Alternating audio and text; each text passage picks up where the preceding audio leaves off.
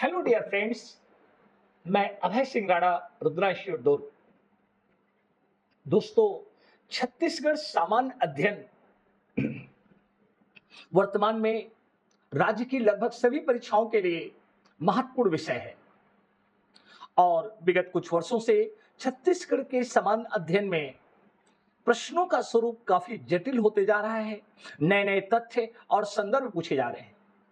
Rudra institute ने इसी को दृष्टिगत करते हुए छत्तीसगढ़ सामान्य अध्ययन के एक उपेक्षित विषय archaeological inscription of Chhattisgarh, Chhattisgarh के पुरातात्विक अभिलेख को केंद्र में रखकर यह वीडियो बनाया है। निस्संदेह यह एक ऐसा विषय है जिसमें छत्तीसगढ़ के अभिलेखों पे यूट्यूब में वीडियो उपलब्ध नहीं है, किंतु विगत कुछ वर्षों से परीक्षाओं में इससे प्रश्न आ रहे हैं। हमारा छत्तीसगढ़ ऐतिहासिक पुरातात्विक दृष्टि से काफी समृद्ध राज्य है। हमारे राज्य में प्रागैतिहासिक काल से लेकर प्राचीन, मध्य और आधुनिक काल का एक गौरवशाली इतिहास रहा। राज्य के प्राचीन राजवंशों, खासतौर पे राज्य ऋषि तुल्यकुल वंश, नल नाग वंश, सरपुरिया वंश, सोमया पांडु वंश, पर्वत द्वारक वंश, बाण वंश आदि चौथी से लेकर 10वीं शताब्दी मध्य में यहां शासन किए। इस काल के राजाओं, उनकी उपलब्धियों, राजवंशों, शासन प्रणालियों के विषय में हमें उनके द्वारा जारी किए गए विभिन्न मंदिरों में अभिलेख, ताम्रपत्र और मूर्ति अभिलेखों से जानकारी मिलती है। खासतौर पे छत्तीसगढ़ के गौरवशाली इतिहास में हमें कई ऐसे समृद्ध अभिलेख मिलते हैं जिनमें सरगुजा अंचल में अंबिकापुर के तहत उदयपुर तहसील में रामगढ़ की गुफाएं, ये रामगढ़ की गुफाओं में जोगीमारा और सीता बोंगरा के प्रसिद्ध गुफाएं स्थित है। राज्य का सबसे प्राचीनतम अभिलेखी साक्ष्य जोगीमारा की गुफा में मौर्यकालीन ब्राह्मी लिपि का अभिलेख है, जिससे हमें उस काल के विषय में जानकारी मिलती है। इस अभिलेख से सुतनुका नामक देवदासी और एक शिल्पी की जानकारी मिलती है जो महेशपुर राज्य से संबंधित थी। दोस्तों, इतिहास जानने के महत्वपूर्ण स्रोतों में अभिलेख, इंस्क्रिप्शन का महत्वपूर्ण स्थान है। अभिलेख संबंधित अध्ययन को एपिग्राफी भी कहा जाता है। छत्तीसगढ़ राज्य के प्राचीन और प्रारंभिक मध्यकाल के इतिहास की जानकारियों का सबसे महत्वपूर्ण स्रोत अभिलेख है। इनसे हमें छत्तीसगढ़ की प्राचीन राजवंश, शासकों और उपलब्धियों की जानकारी प्राप्त होती है। छत्तीसगढ़ का इतिहास और पुरातात्विक अभिलेख, जैसा कि आप स्लाइड में जो गुफा देख रहे हैं, यह सरगुजा जिले में रामगढ़ की पहाड़ियां हैं जिनमें जोगीमारा की गुफा है, जहां मौर्यकालीन गुफा चित्र के लिए प्रसिद्ध है। यहां ब्राह्मी लिपि का एक अभिलेख मिला है जिसमें सुतनुका और देवदत्त का उल्लेख है। छत्तीसगढ़ी भाषा का पहला अभिलेख, दोस्तों, हमारे बस्तर अंचल में सुप्रसिद्ध मां दंतेश्वरी का मंदिर दंतेवाड़ा में स्थित है। मंदिर के प्रांगण में एक गरुड़ स्तंभ स्थित है। यहीं पर मंदिर की दीवारों में एक अभिलेख मिलता है जो कि छत्तीसगढ़ी भाषा का पहला अभिलेख है, जो 1702 में भगवान दीन मिश्र द्वारा लिखवाया गया था। उस समय चालुक्य काकतीय शासक के ये पुरोहित थे। तो दोस्तों, परीक्षाओं में आपसे पूछा जा सकता है कि छत्तीसगढ़ी भाषा का प्रथम अभिलेख कौन सा है और कहां मिला। तो दंतेश्वरी मंदिर की वृत्तिका में छत्तीसगढ़ी भाषा का पहला अभिलेख 1702 का है, जिसे भगवान देव मिश्र ने उत्कीर्णित करवाया था, जिसमें तत्कालीन शासक और उनकी उपलब्धियों की जानकारी हमें प्राप्त होती है। गुंड महादेवी का नारायणपुर मंदिर शिलालेख, दोस्तों, मेरा सौभाग्य है कि मैं नारायणपाल मंदिर गया। उस मंदिर के अंदर गर्भगृह में एक विशाल शिलापट लगा हुआ है। यह शिलापट, जैसे आपके स्लाइड में चित्र क्रमांक 2 दिख रहा है, चक्रकोट के बस्तर गौड़वंशी छिंदक शासक सोमेश्वर प्रथम को बस्तर का नेपोलियन कहते हैं। उनके विषय में कुरुसपाल शिलालेख से जानकारी मिलती है। यह शिलालेख वर्तमान में नारायणपाल मंदिर बस्तर में स्थित है। इस शिलालेख में इन शासकों द्वारा भगवान शिव की उपासना का साक्ष्य मिलता है। नारायणपाल मंदिर सोमेश्वर प्रथम की मां गुंड महादेवी ने निर्मित करवाया था। देखिए दोस्तों, ये अभिलेख आपके समक्ष है। इसमें शिवलिंग बना हुआ है, नंदी का चित्र बना हुआ है और राजा पूजा कर रहे हैं। तो ये हमारे लिए गौरवशाली बात है कि हमारे राज्य के आदिवासी भगवान शिव को हजारों सालों से पूजते रहे हैं। निसंदेह आज के समय में अलगाववादी कुछ और धारणाएं उत्पन्न कर रहे हैं, लेकिन कभी आप नारायणपाल मंदिर जाइए, मंदिर में नागरी लिपि का यह सुप्रसिद्ध अभिलेख इस बात को स्पष्ट करता है कि बस्तर के आदिवासियों के आराध्य देव भगवान शिव थे और शिव की पूजा करने का प्रमाण हमें इसमें मिलता है। सिरपुर का लक्ष्मण मंदिर अभिलेख भारत के पहले मंदिरों में से सिरपुर का लक्ष्मण मंदिर सोमया पांडुवंशी शासक महाशिवगुप्त बालार्जुन के शासनकाल में उनकी माता जो मौखरी राजकुमारी थी वासाटा द्वारा अपने पति हर्षगुप्त के सम्मान में हरिया विष्णु का मंदिर बनवाया गया था। यह अभिलेख हमें ईशान कवि जिनका उपनाम चिंतातुरांक था ने उत्कीर्णित करवाया था। पकी हुई ईंटों में यह मंदिर गुप्तकालीन स्थापत्य का उत्कृष्ट उदाहरण है। इस मंदिर का निर्माण करने वाला शिल्पी केदार का भी उल्लेख इस अभिलेख में मिलता है। तो दोस्तों, गुप्तकालीन भारत के पहले 3 मंदिरों में से एक महासमुंद जिले में सिरपुर का लक्ष्मण मंदिर, यहाँ के अभिलेख जिसका उत्कीर्णन ईशान कवि ने करवाया था, यह जानकारी हमें मिलती है। आइए, छत्तीसगढ़ प्रथम शताब्दी ईस्वी के दौर में वाकटक और सातवाहन राजाओं के शासन के अंतर्गत रहा।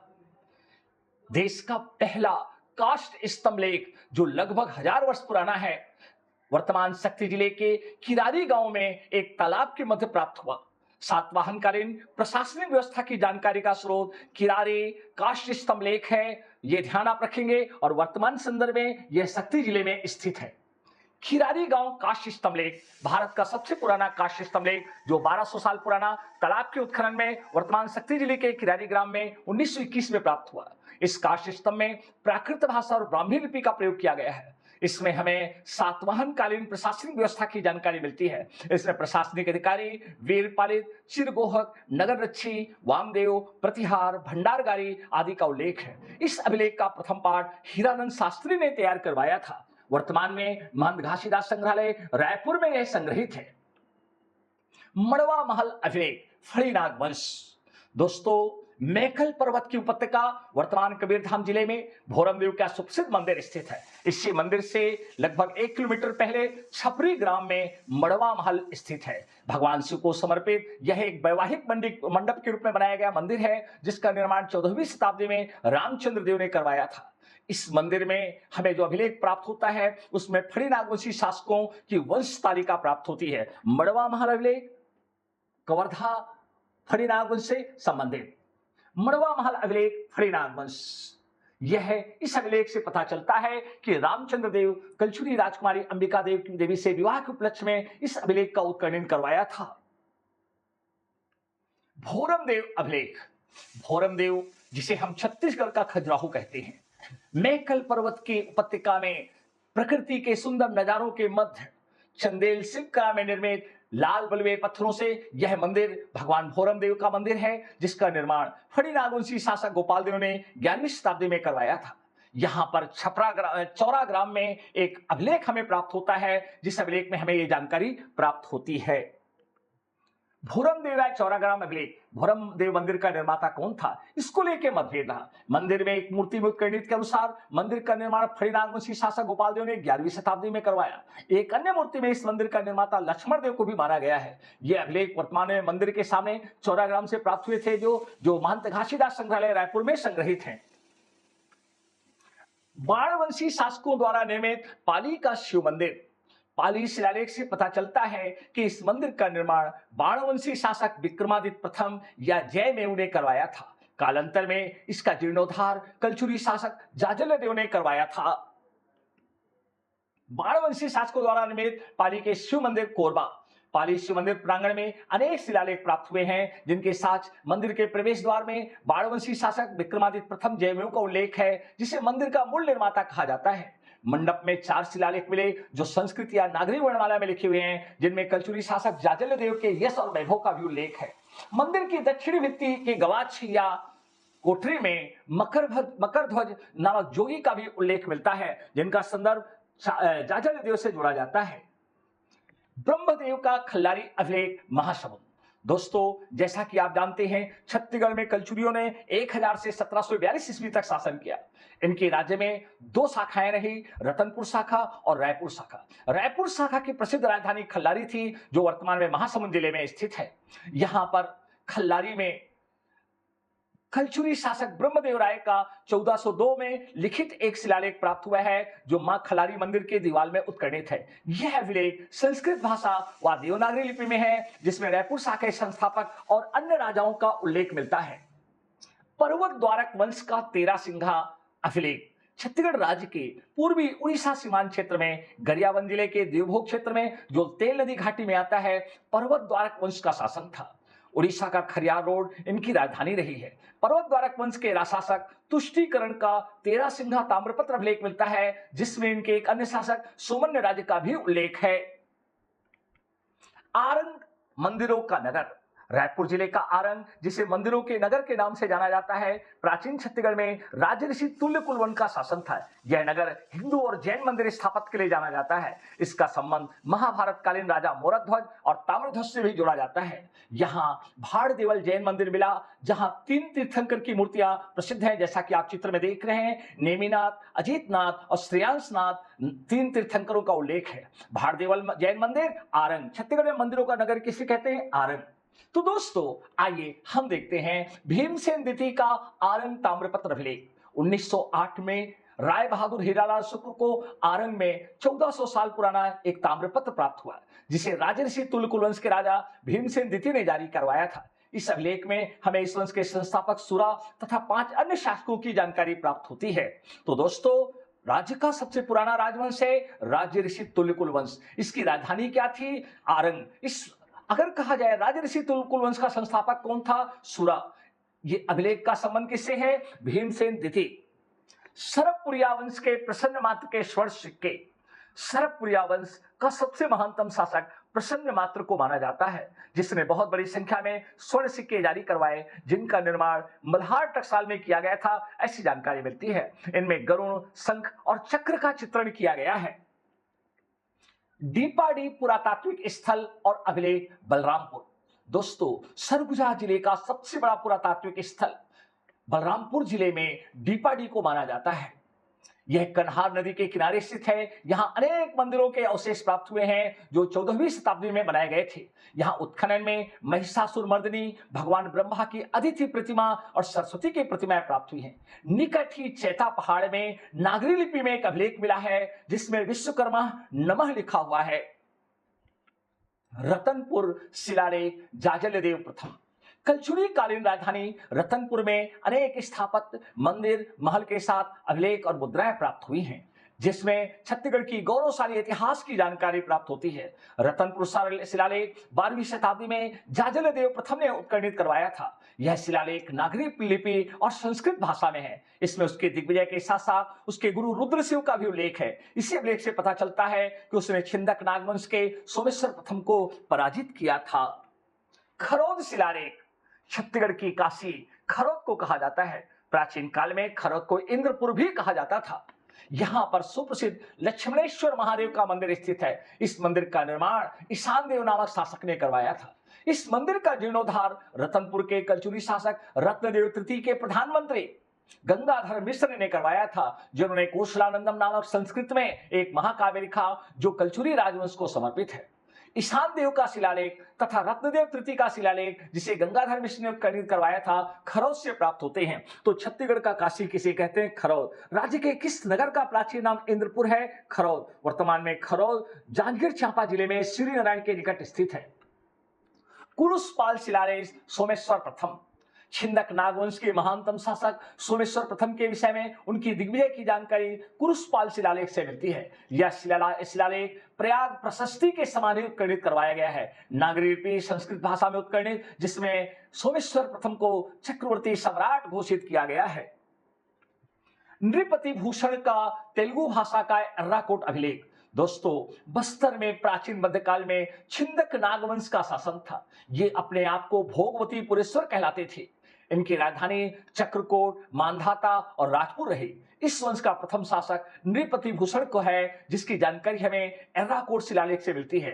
तेलुगु भाषा में लिखा गया यह राज्य का पहला अभिलेख है जिसमें छत्तीसगढ़ के प्राचीन राजवंश का उल्लेख मिलता है।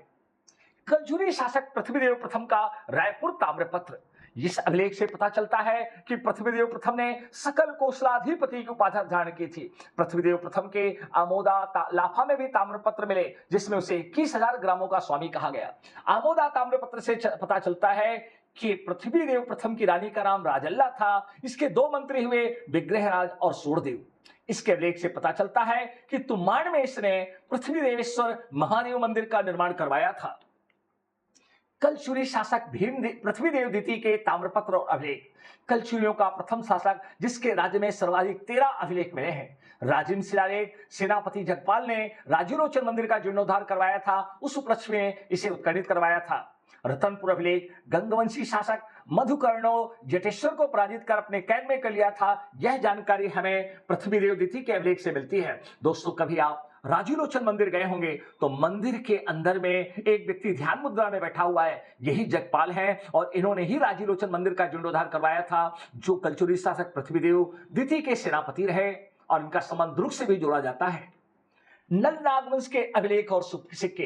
4वीं शताब्दी ईस्वी में उड़ीसा के कोरापुट तथा छत्तीसगढ़ के भोपालपट्टनम, जिसे पुष्करावती कहा जाता है, को राजधानी बनाकर नलवंश के शासकों ने शासन किया। इन शासकों के विषय में इनके अभिलेख और सिक्कों से जानकारी मिलती है, जो कुछ इस प्रकार है। एडेंगा ओडेंगा कोंडा गांव में इस वंश के हमें अनेक स्वर्ण सिक्के प्राप्त हुए, जिनका संबंध वराहराज से जोड़ा जाता है। भवदत्त वर्मन का पोड़ागढ़ प्रस्तर अभिलेख। जैसा कि दोस्तों आप जानते हो कि वर्तमान बीजापुर जिले का भोपालपट्टनम, जिसे पुष्करावती या पोड़ागढ़ के नाम से भी जाना जाता है, यहाँ पर इस वंश के महानतम शासक भवदत्त वर्मन की जानकारी मिलती है। उसके विषय में रिद्धिपुर ताम्रपत्र अभिलेख से भी हमें जानकारी प्राप्त मिलती है। भवदत्त वर्मन पहला नलवंशी शासक था जिसका नागपुर के वाकटक वंश के राजाओं से संघर्ष प्रारंभ हुआ था। नल नागवंश के अभिलेख और सिक्के। केसरी बेड़ा ताम्रपत्र में हमें नल नागवंश के शासक अर्थपति की जानकारी मिलती है।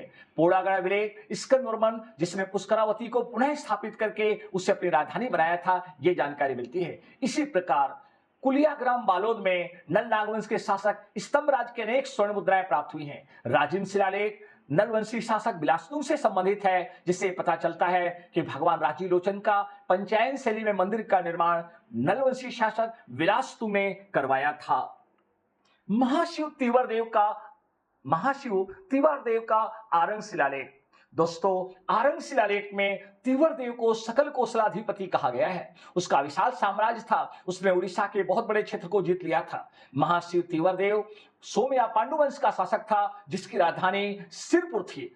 पुरातात्विक उत्खनन में हमें सिरपुर में तिवर देव बौद्ध विहार का उल्लेख मिलता है। सामने चित्र में उसी बौद्ध विहार के अवशेष हैं। बोड़ा ताम्रपत्र सारंगढ़ में मिला, जो महाशिव तिवर देव को पंच महाशब्द की उपाधि प्रदान करने का उल्लेख करता है।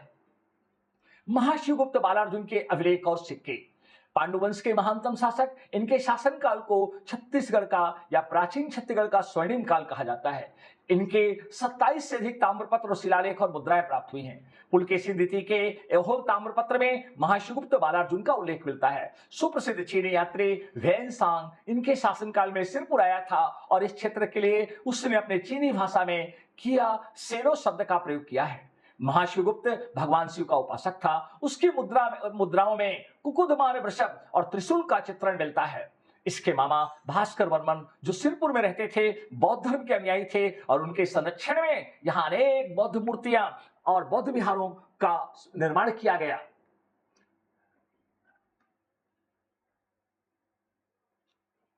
दोस्तों, हमने छत्तीसगढ़ सामान्य अध्ययन इतिहास और पुरातत्व को केंद्र में रखकर यह वीडियो आपके समक्ष प्रस्तुत किया है, जिसमें आपको परीक्षा उपयोगी कई ज्ञानवर्धक तथ्य और जानकारियां प्रदान करने का प्रयास किया है। आपके सुझाव खासतौर पे कि वीडियो को अधिक उपयोगी और रोचक कैसे बनाया जाए, हम आमंत्रित करते हैं। Thanks for watching. If you like this video and think it's helpful for you, please like, share and subscribe. Don't forget to press bell icon. धन्यवाद.